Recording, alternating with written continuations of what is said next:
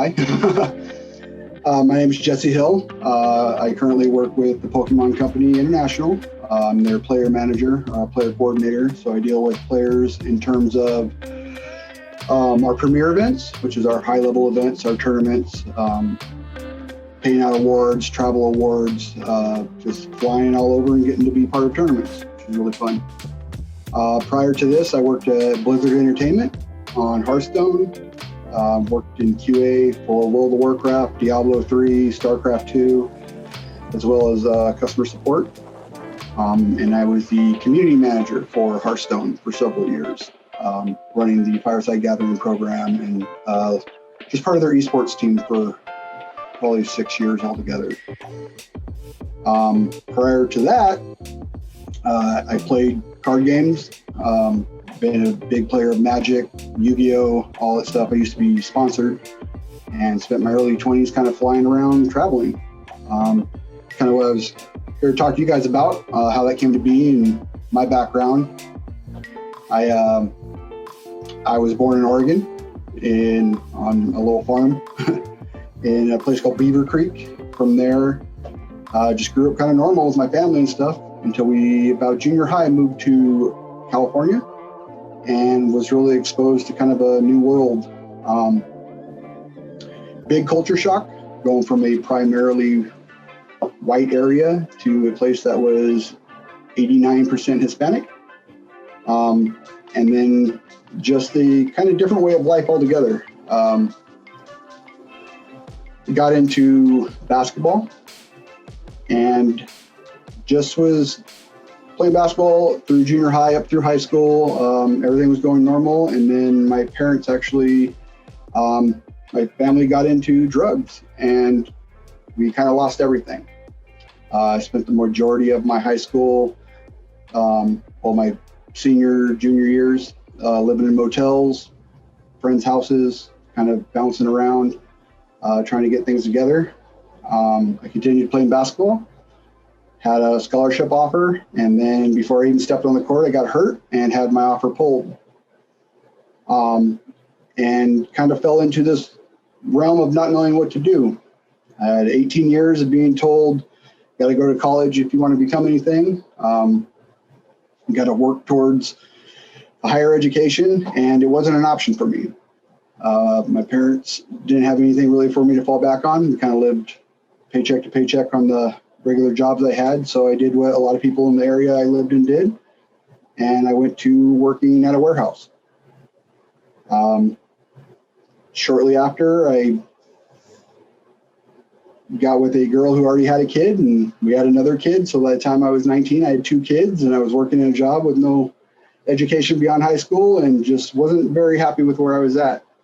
A lot of people around me were partying, getting into drugs and doing different things like that, but it just wasn't seeing what had happened with my family previously. It wasn't something I wanted to get into. So I looked for other outlets, and that's how I came across gaming.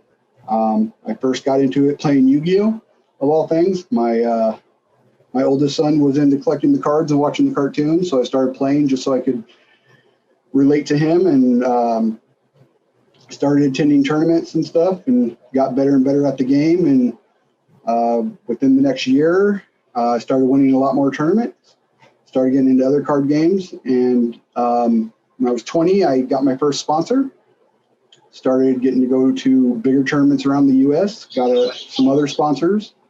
And then from there, got to spend my early 20s traveling around the world playing card games. I was technically what they call pro for playing Yu-Gi-Oh and Magic and another game called Versus. And I was actually really good at it.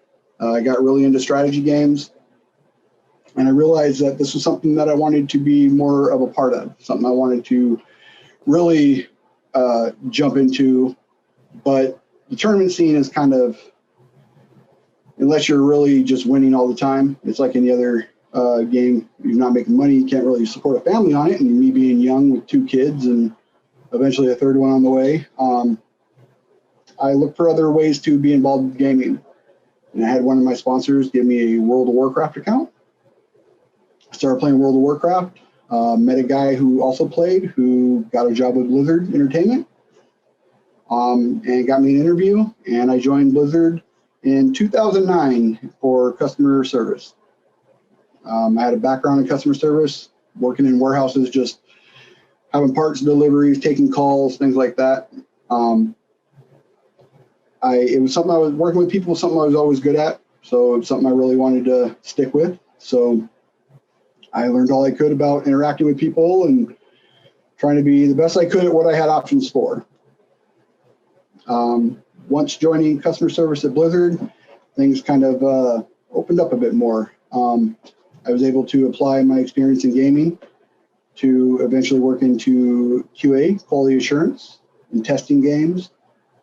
And from there, I got invited onto a team that was a brand new team. You don't know how games work. When they very first come out, it's years before you ever see them released. They have code names. This one was called Pegasus. Pegasus eventually turned into Hearthstone. I was the second QA person on that team, and then I got to be part of like the balance groups and a lot of dev talks since it was a smaller team. I got to be involved in a lot of that. From there, I moved over to Esports, to where I was running tournaments. I run BlizzCon events, which is their big end of the year event. Helped with Overwatch League, Overwatch tournaments. Yeah, you don't know, Hearthstone is, as Hassan said, they're one of the, it's a digital card game for mobile and PC. So there was, last I checked, it was something like 100 million players or 100 million downloads worldwide. Overwatch, if you haven't heard of it, it's a first-person shooter about people with powers and stuff. Yeah, I'm sure you guys are familiar with shooters. World of Warcraft was one of the largest MMOs of all time, multimedia online role-playing game. At its peak, had 13 million players playing it. StarCraft is one of the largest RTSs in the game, real-time strategy game. And I got to be part of all of this through esports. Took these things where I thought were just, when I very first got into it, were just playing games, and got to apply them and actually build a career out of them. After 10 years at Blizzard, opportunity came up with Pokemon to work more with players, and that's what I love to do the most, is working with people. So I took a job where now I'm the player coordinator. And what that entails is I go to events around the world. We have 4 major ones a year in South America, in Europe, in North America, and then Australia. And then our world championships could be anywhere. But gaming was a big outlet for me for not only staying out of trouble, which was there was a lot of that going on. It was a bit of a lower income area, place where just a lot of people working in warehouses and construction were kind of your only options if you didn't go to college. And then also an opportunity for me to kind of break out of that, what I've been told for all these years about, you don't go to college, you can't do anything. So I really went heads down into it and learned all I could, not only about the customer service, but about gaming. And it's allowed me to continue along with a industry that I absolutely love, gaming, which I'm totally into, and then just being part of something that a lot of people said I couldn't do. So in terms of gaming, that industry, when I first got into it, I thought if you weren't development or a gamer, there were no options. And that is actually the farthest thing from the truth. I talked to a lot of kids who are interested in gaming and think that they have to start streaming or start, being a top level player or anything along those, where the industry is growing continually and becoming so big with so many options. Everything from the type of, if you're into music, producing music, if you're into different kinds of just animation, you like to draw, you like to work on computers, program, working with people, setting up events, running events, teaching. Blizzard had Blizzard Academy, which was an actual classroom where we had a teacher who just taught us different things about gaming, about industries and everything going on, which was a great lesson. And you never really stop learning. And just community management is another big one. It's something I did for years, where you're just online talking to people, managing forums, in game, how it may be, going to events, traveling around. And then there's also opportunities for playing. I deal with a lot of players that are on teams who win a lot of money. There's a lot of money in gaming for winning. My first year pro, I made $87,000 that year. My second year pro, just from playing games, I made six figures. I was able to buy my first house by the time I was 23 with money from cards. We were just talking before all this started about some of the pricing on some of these cards. I have some cards that are valued $15,000, $16,000 for individuals. So in the realm of gaming, there's also this misconception of, it doesn't go anywhere. I hear a lot of parents talk about this all the time. And so what I like to provide is just kind of insight into this industry and the different kind of things that people can get into. I covered kind of a lot of the different positions that can be held, but I want to also go over like the expectations of gaming. It's not just getting to play games or talking to people all the time. Just like anything for any kind of technical or anything related to technology, it's very fast moving. Things are always changing. I've worked 16, 18-hour days for 5-6 days straight to make sure a game's released on time. I've worked just 8-hour days and taken a day off here or there. It's very up and down, very, very fast paced. And a lot of things that could potentially change. Another thing that I always try to tell people when they're young, wanting to get into the industry or any part of it, is there is no limitation to what you can learn that will help you.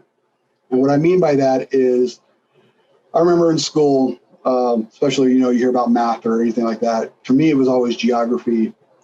When am I ever going to use this? We're going to have maps. We're going to have, especially nowadays with the internet and everything else, when am I going to use all these different things I have to learn? And in gaming, daily. We, matter of fact, just had a talk today about understanding just how different regions work. And when I talk about regions, I mean like the difference between like North America to South America to different countries through Europe, and not only that, where these things are. It is so different, not only from state to state in the U.S., but from country to country across the world, about how groups interact and how they reference things, that me not being strong at geography kind of hurt me early on. Simple, one thing was provided a travel for a individual one time back at a tournament, and thought, okay, I'll just pay for the plane ticket and we'll pay for their hotel, and that's that. And then they didn't show up, and I couldn't understand why. And it's because of where they lived. It was actually a 4-hour train ride to the nearest airport to fly to the major airport to fly out. And it added 4 days to his trip. And in order for this person to play on a weekend, they would have to take 2 weeks off of work. And just not understanding how the differences were in another country, it made it so this person couldn't participate in something they earned. And that hit me hard. The other thing is the cultural differences. Just understanding different cultures is a big, big thing. I went through a big culture shock just moving from Oregon to California. Moving from a place that was primarily white, kind of backwoods hick, I guess you could call it, redneck, whatever word you want to go with for that, to a place that was very big in Hispanic culture. It was really awesome to see, but it was different, and it hit you hard and fast. And this happens a lot in gaming. You see it on social media all the time. Just people say things in certain ways, and one thing may be a joke to them, it may be funny, and to another person, it's something really serious. We deal with it constantly. That's the other thing, is just how to communicate. And I don't mean in other languages and stuff, but even in your own language. I go through, I think my record is 800 emails in one day. That was a few years ago when I was managing a project. And if you can't put together a basic sentence explaining something, you could literally add hours to your work. Something misunderstood, something gets paid for the wrong way. You waste a lot of money, you waste a lot of time. And when you're on deadlines for broadcasts, for things that need to be online, it can hit hard. And so just basic communication. I mean, the running joke, if I know English, why do I gotta learn English? It's very, very important.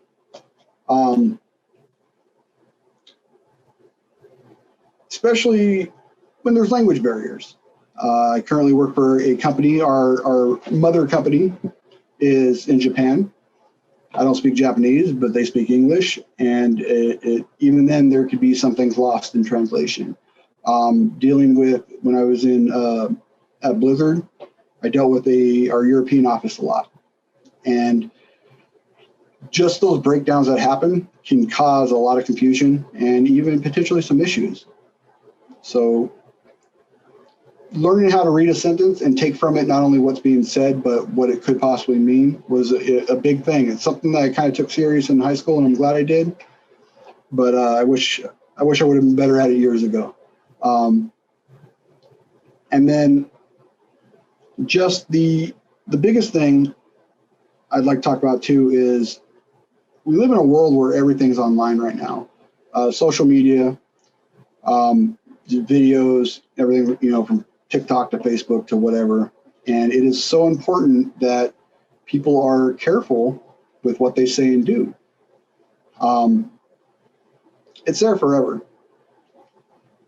I've kind of lived by this motto of be careful of the toes you step on today, because they could be connected to the butt you're kissing tomorrow. And so I've tried to always just be a good person, and it's paid off and helped out. I've had some opportunities that have come up just based off of people giving me a chance because they like me. But I've also had interactions where people have done stuff. I had one guy who flipped me off once, and he was actually somebody coming in for an interview, and I was an interviewee. He cut me off and flipped me off, and I didn't hold it against him, but you never know. When I have to do interviews now and stuff, I actually look at people's social media's account before I even look at their resumes. Just simply because resumes don't always tell you the whole story. You don't know how that person is going to be. You don't know how they're going to interact with you. If someone's throwing around racist jokes and comments and stuff, that's not somebody I want on my team. And that's not something you get from like a resume. But it is definitely something that they may have found funny 2-3 years ago. There's also the amount of information that people put out about themselves is it's crazy to me. It's staggering. I've gotten death threats in my job. People get mad about changes on games and stuff like that, and will lash out. And I've had to be very careful about what I put online, because I don't want that person to be able to find out where I live or about my family. I have a wife and kids, and I don't want them to know that stuff. But in that same regard, every time that's happened, our security teams have been able to locate that person and send authorities to their door. We had a kid back in the day who wanted something on World of Warcraft, and we went and gave it to him. And he threatened to kill himself if we won it. So we did what's called a wellness check. He thought he was fine because he lived in Australia. So we actually sent the police to his house for a wellness check in Australia. We called the police in his local town, followed his IP, and sent him over there. And he sent me this great big letter about how I ruined his life. And it's like, well, it's just trying to take care of you, man. Like, you don't ever know how people are going to act. So you just need to be very careful about what you say, do, and how you present yourself. Especially in a role like mine, where I'm community facing. I deal with a lot of players. I'm on the forums, answer a lot of tickets. I go to a lot of events. If I come off a certain way and I gain that reputation, people lose trust in me. I deal with a lot of parents. If parents feel they can't talk to me, then I'm not able to do my job to its fullest. So you really want to be careful about what you say, do, how you act. I know some things are funny and you don't mean it to be in a certain way, but you're not always given a chance to explain yourself. You're not always given an opportunity to give details around it. It works as a first appearance. People see certain things and then they move on. And this was something I kept in mind. I learned early on, even from, before social media, kind of dated myself there, make myself feel old, but I would see certain people partying, doing drugs and stuff like that, and then they'd want to come over and hang out. And my only thought was I didn't want those type of people at my house. I didn't want those type of people around my kids. So that's what led me to gaming to very begin with, is just finding a positive outlet. I was in a toxic relationship, and I saw how being in abusive relationships when I was growing up, how that could have such a negative impact. I didn't want my kids around that, so I found proper outlets for us. I got my kids into gaming; they're big gamers now, and then just struggled with not being able to continue going to school. I hate the talks about if you don't go to college, you can't make anything of yourself. Don't get me wrong. If you have the opportunity to go to college, it does make things easier. There's certain things you learn, certain levels of growth. Also, it doesn't apply to every job. I would hate for my doctor to be like, hey, I never went to school, but I've watched a ton of YouTube videos on this. Like, that's not someone you really want operating on you. But in terms of following your dreams for other things, for me with, gaming, there's opportunities there.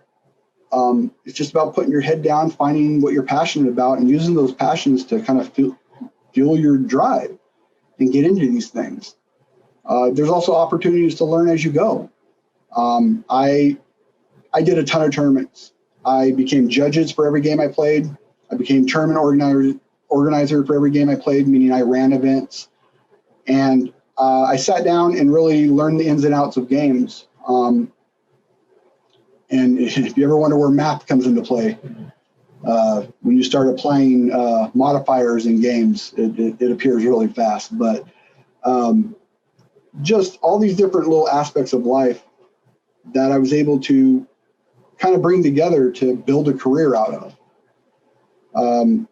And now I have, I'm in an industry where I have people with doctorates who come to me for help. And it makes me feel good because it's not an opportunity I had. Like I said, I had kids early, and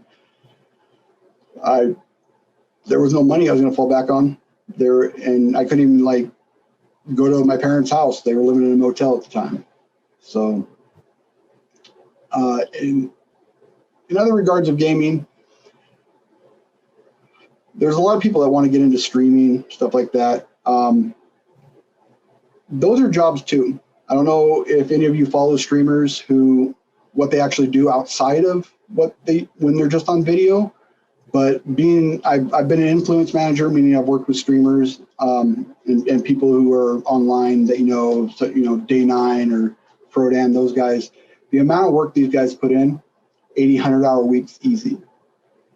It's not just jumping on a game and playing it on video and that's that. It's managing communities. It's being proper online. I don't know if you guys, who all you follow, but there's a few out there. I won't call anybody out, but there's a few out there who just make silly statements sometimes, and you just see them crash. They're never heard from again 6 months later. Just managing those things and being proper. It's a lot of work. And then on top of it, being good at the games. I wasn't always good at every game, but the ones I was good at, it wasn't like there wasn't streaming options and stuff for them, and you can only go so far with them. So I tried to take what I loved about them and make something from it. Sorry, I'm reading the things here. I I have severe ADHD too, which has been a challenge of mine. But if I see something flashy over here, if you see me look away, that's why. I'm like the dog. If you ever seen the movie Up, every time you see the squirrel.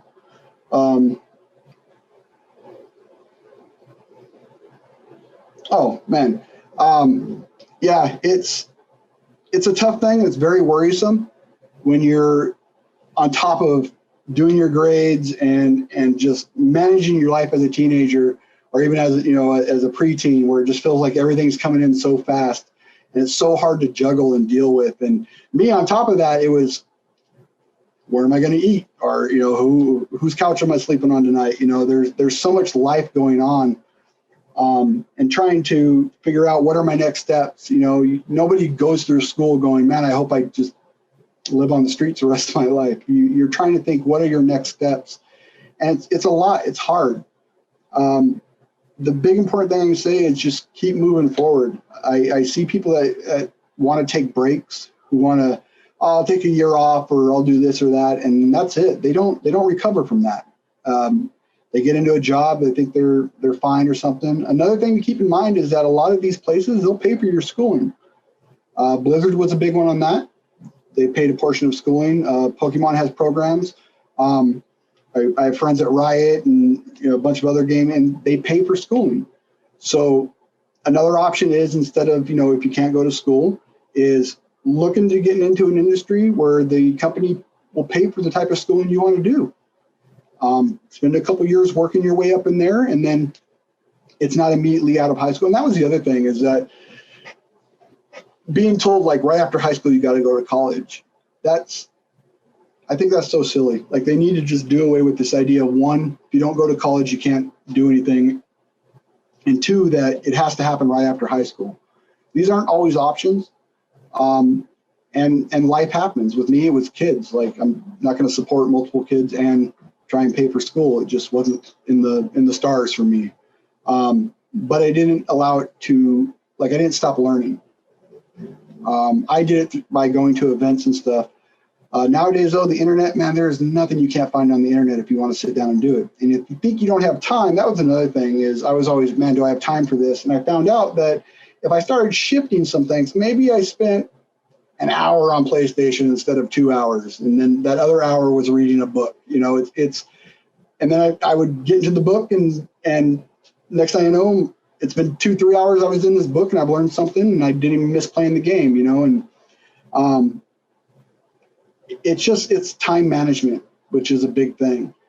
If there's any type of thing you guys can learn for gaming, for going to school, even if it's like community college classes, or you're going to a big college, whatever it may be, project management is the number one thing. And then any kind of business management, I think, is the second one. If you're wanting to get into esports, community management, dealing with people, any kind of psychology is great. I've read a ton of stuff on psychology. Just understanding people. I am very good at dealing with irates, mainly because I can be a very irate person. So I think what makes me mad and what makes me happy, and that's how I try and approach people. What can I do to help?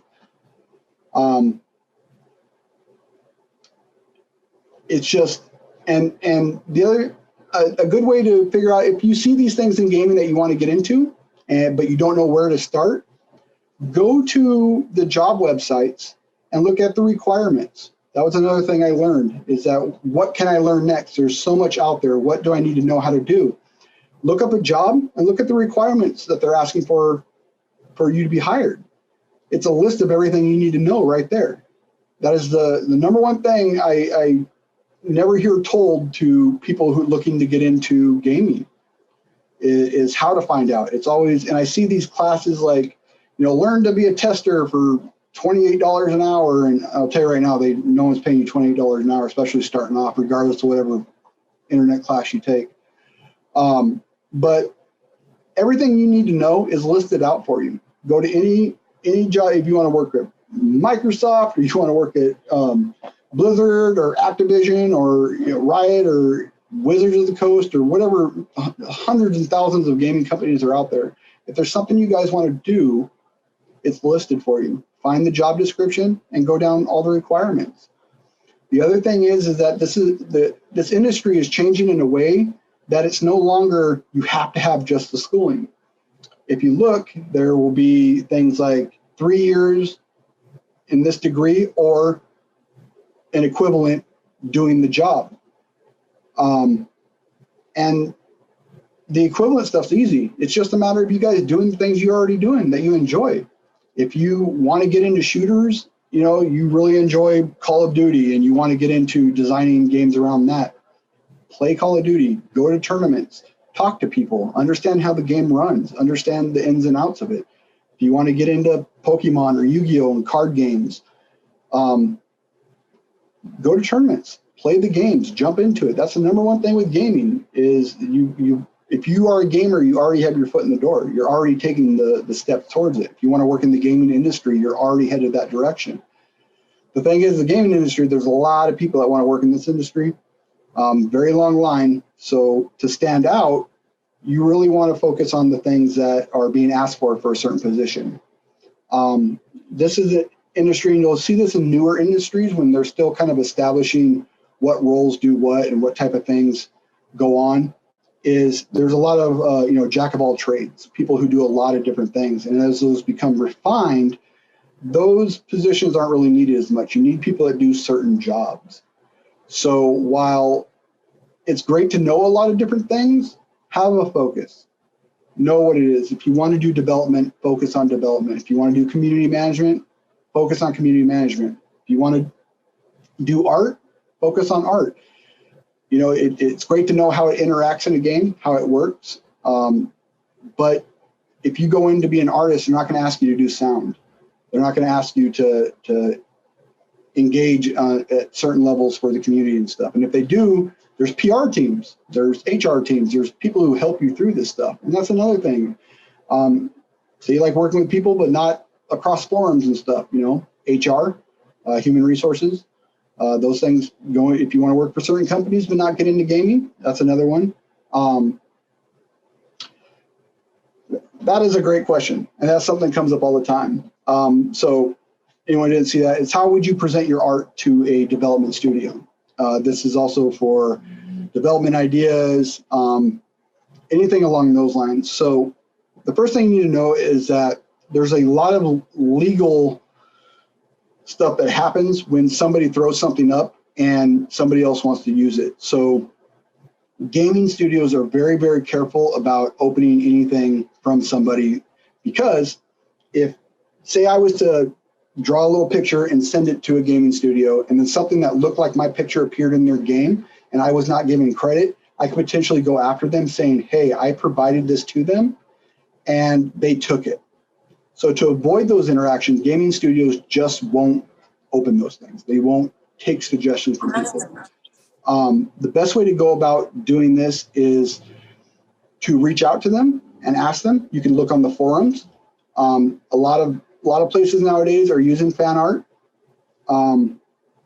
But the other thing is building a portfolio and using it on sites like LinkedIn. LinkedIn is a great tool for keeping stuff out there. That way, when people are looking for artists, your stuff's available for them to see.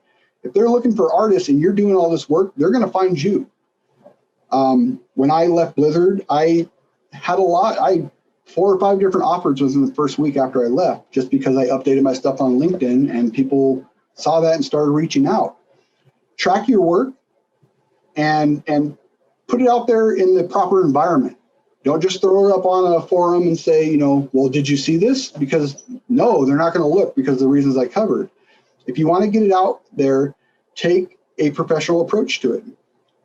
Build a portfolio, submit it. Even if you're not qualified for a job, apply for it. Try and get feedback. What can you do to get better? What is it exactly that you didn't, what boxes did you not check for this job? For artists, it can be a little tough, but every artist I've seen hired that I've interacted with had a portfolio readily available with their art and different styles, different things they could do, and had it out there to give it to them. And just look for places that are hiring for artists and submit it to them. Put it directly in front of them and through the hiring process is one of the best ways. The other one is stuff like LinkedIn, or there's a few other sites I can't think of them off the top of my head. But as an artist, build a portfolio and have it available to be seen through these different professional sites. That's the best suggestion I could give you, just because any other way, they're going to be a bit guarded. The other thing is, and this is for all aspects of gaming, we would see this a lot. People would draw art in our art styles and send it to us. Well, we already have artists doing that. We already have programmers doing that. We already have musicians doing that stuff. Have something different. Do something that the studio is not doing. Think of it in like cooking. If you can make a ham and cheese sandwich, there's no reason for them to hire somebody to make a ham and cheese sandwich. It's a job already being done. But if maybe you added bacon, did lettuce, something a little different, well, now that's interesting. That's something they want to see. Well, why is it you're doing that? The other thing is maybe, I wouldn't say calling out, but if you're going after a certain studio, go through their forums and look at the feedback being provided by players and add answers. It's easy to complain about something. It's hard to have options for a resolve. And what I mean by that is people will come in and say, you're doing this wrong or you're doing this wrong. Okay, what can we do to do it right? Well, I don't know, but you're doing this wrong. Well, that doesn't do anything. That doesn't help at all. It's very easy to call out what's being done wrong, but understand why it's wrong. So if you see people complaining about art styles, complaining about balance, complaining about design, anything along those lines, when you try to put something together to submit, to show them, try and be different. Try and go off of this feedback and have reasons for what you're doing. And just give them something they don't already have. That's the biggest thing there. That's another good thing there. I've had a few positions where I was absolutely frustrated with. Hassan says about, not getting the job is not a bad thing. The bad thing is when you don't grow from the situation. That's when it's wasted time. If you go for a job and don't get it, ask for feedback, follow up, find out why. There's jobs I've been more qualified than the other person, but there was just a certain aspect that they had that I didn't, because maybe what you have that they don't can be taught. So it's not that big of a deal for them not to have it, but they're bringing something to the table that you're not. So you find out what that is and you improve on it. So the next time it comes around, you're knocking it out of the park. You're checking every box. You should know as gamers, from everything from Xbox Live to forums to everything else, this is an industry where you need to have thick skin. You're going to be shot down a lot, and it hurts sometimes because you work on something, you invest yourself into it, it's your baby. It's what you want to, you want to show the world, you want to get it out there. And when you're being told, no, it's not good enough, you can't let that stop you. You have to find out what makes it good enough. I think one great thing about some of these bigger gaming companies, such as Blizzard or Pokemon and stuff, they'll eat cost. I remember a project that Blizzard was working on. I think they announced about it. It was a canceled project where they dumped millions into it, but it wasn't reaching the goals that they wanted it to, so they canceled it because they would rather eat the cost and the work than to put out a product that didn't live up to their expectations. And that's kind of the approach you want to take to it as well, is that, yeah, this is your baby. This is something you're very, very proud of, but if it's not meeting expectations, you're not going to be able to share it with everybody. So be open to criticism, be open to feedback. You have to make changes. It is great to stand your ground on some things, but when you're trying to get into a position or a company, it's the job of these people hiring to do what's best for the company. So your personal position may not fit. So you got to be able to adjust. Yeah, so that's gaming. Very fun, very high paced, very stressful at times, very rewarding. You get, I get to play games before they come out. I get a lot of discounts on game. I don't think I've paid full price for a game in 15 years. I've gotten a lot of opportunities that I never would have gotten before. I've been to every state, almost every state in the U.S., 8 or 9 different countries. I travel almost monthly, well, prior to COVID and hopefully after COVID again, but I mean, everywhere from, Berlin, Australia, Brazil, which has amazing food. If you guys travel, eat food everywhere when you can. Been to China. These are things I never imagined I would get to do, and let alone do it on somebody else's dime because of video games. There's a lot of opportunities out there in gaming, but have an idea moving forward that it's not just how good you are at a game. It's how you are as a person. It's what you're willing to grind for, and know it's a huge industry that a lot of people want to get into. So you need that passion to push you.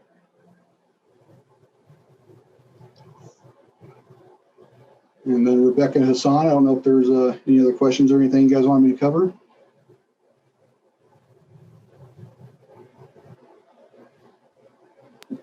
I think, just giving them a moment to think of some more questions, just to give you that time. But first, that was just, thank you so much, Jesse, for sharing all this information. And I think you've covered so much.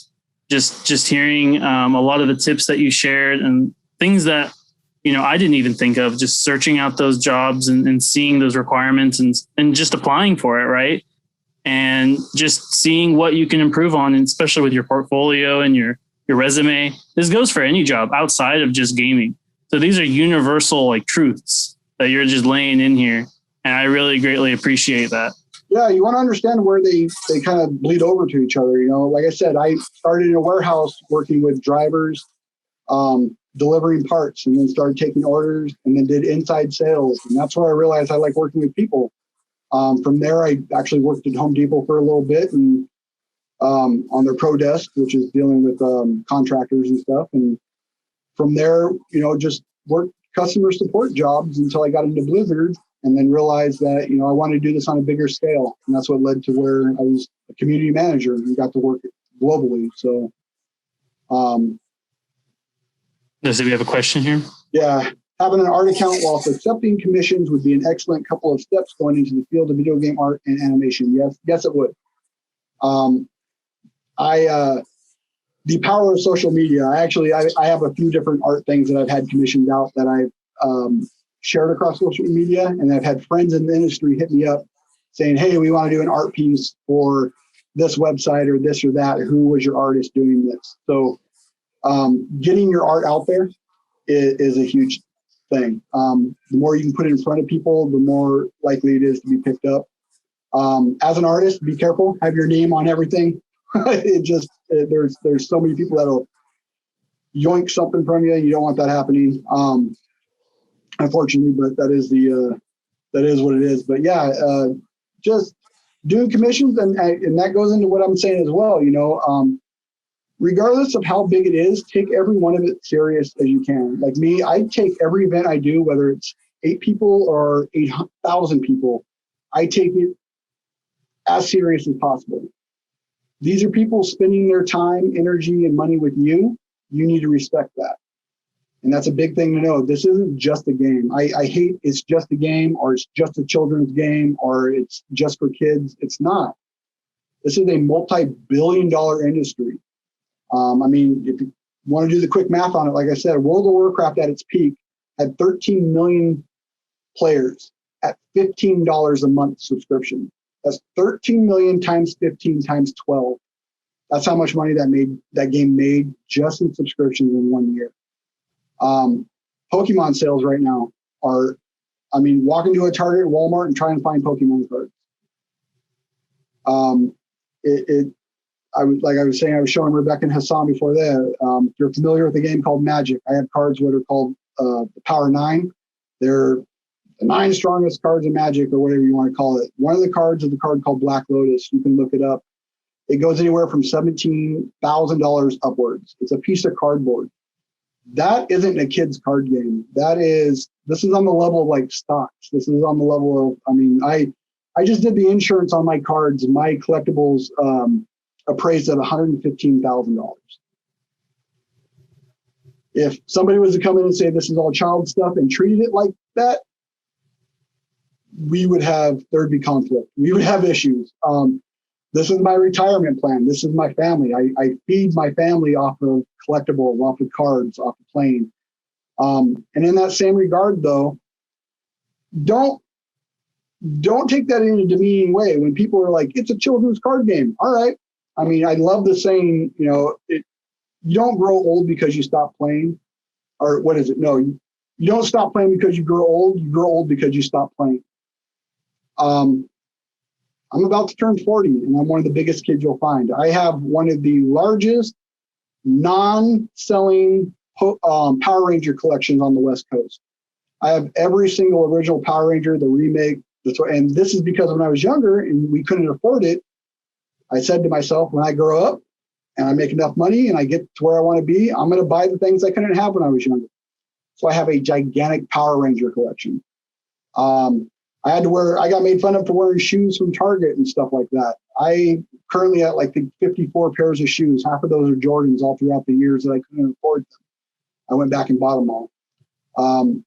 Because it was a promise I made myself that if I didn't go down this path, that was the easiest choice for me, which was just getting into drugs and making it by and doing basic things, that I would reward myself in life.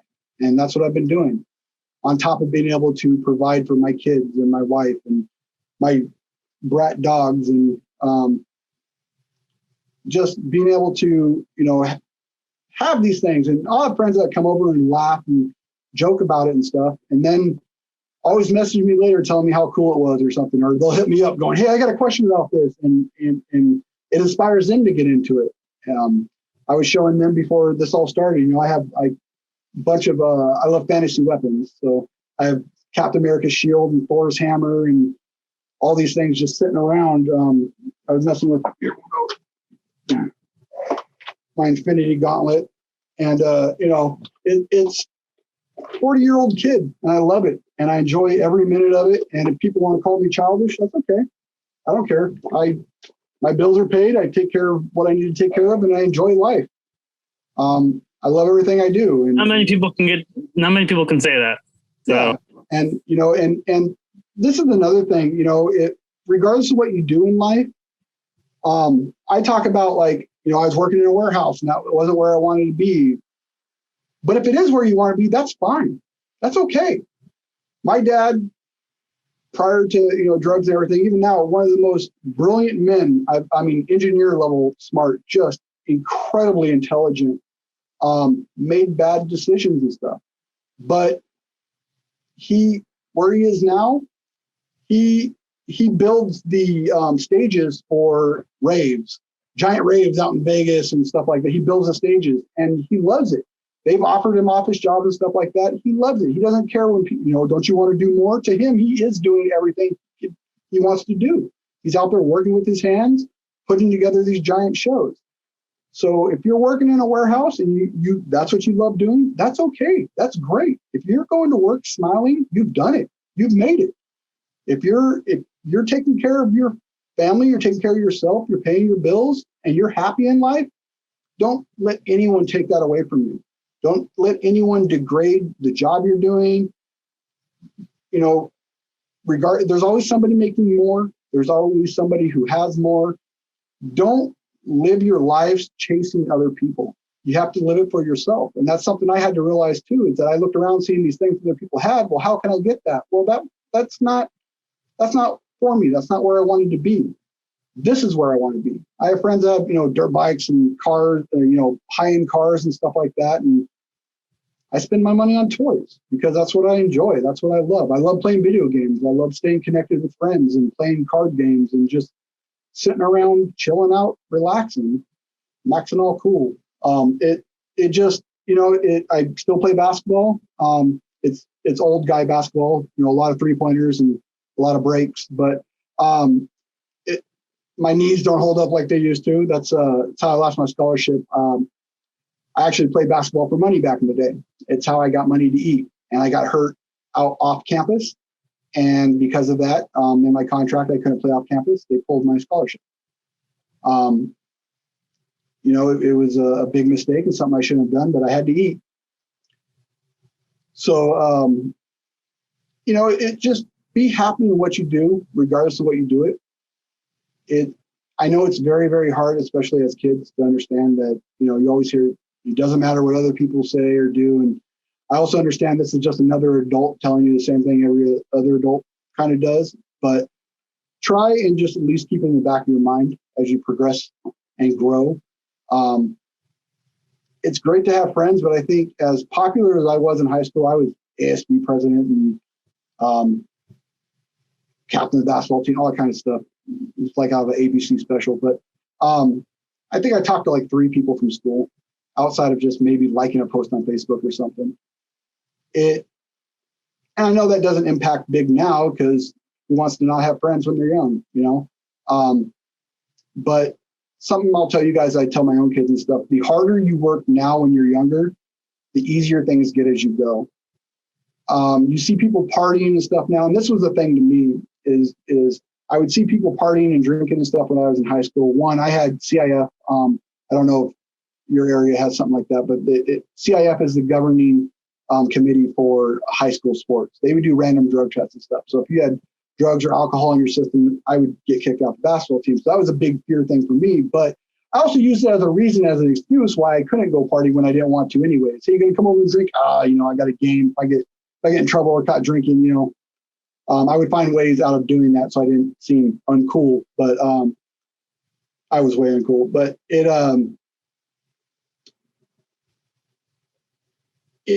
just find what you love to do and realize like you're doing this for you. You're going to make friends in those areas too. A lot of the jock friends I had and people I hung out with, I don't hang out with them because they don't do the stuff that I love to do now, playing games and cards and stuff like that. I have made different friends. Yeah, I still talk to them every now and again and we'll joke around and stuff, but even my best friends, tease me about it, but have all come out saying, yeah, I'm actually kind of jealous because you get to travel and do this and that and everything else. It's because I followed what I love. So bring it back around. Don't let society, don't let other people, don't let anyone tell you that if you're doing something, you're enjoying it, and you're happy in life, that it's wrong in any way, that you need to be making more, doing more.